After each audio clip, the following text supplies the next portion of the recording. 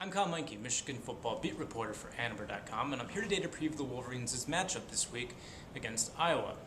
Now, Michigan is 7-1 on the season and 3-1 in Big Ten Conference play. That puts them in a three-way tie for the Legends Division lead heading into the final month of the season. They're tied with Michigan State and Nebraska. And Michigan certainly isn't the leader to win this race. They would lose a tiebreaker against Michigan State because they've already lost to the Spartans. And they also still have to play Nebraska at home in a couple of weeks, and that'll be a very difficult game for Michigan as well. They have a very difficult four-game stretch to conclude the season. And so for them to be able to compete, it would have to start this weekend in Iowa City against the Hawkeyes at Kinnick Stadium, a place where Michigan has struggled in recent years. They haven't won there since 2005, and it's a place Iowa's very good. They're undefeated this season, averaging almost 40 points a game. And that's where the key for Michigan lies, is slowing down that Iowa offense. It's probably the most balanced offense Michigan's faced this season.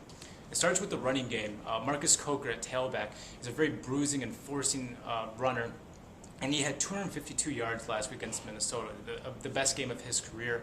And so he's running really well right now. That running game is going. That's where Iowa's going to focus, and Michigan's going to have to slow it down if it's going to slow down that Hawkeyes offense. And it could be difficult doing so with two freshman linebackers on the outside. Both Jake Ryan and Desmond Morgan will get the start in this game, or expected to get the start in this game. And so slowing down the Iowa Hawkeyes offense and the rushing offense in particular is a big key. But also they have Marvin McNutt on the outside. He's a big wide receiver, the type of receiver that Michigan's really struggled with this year.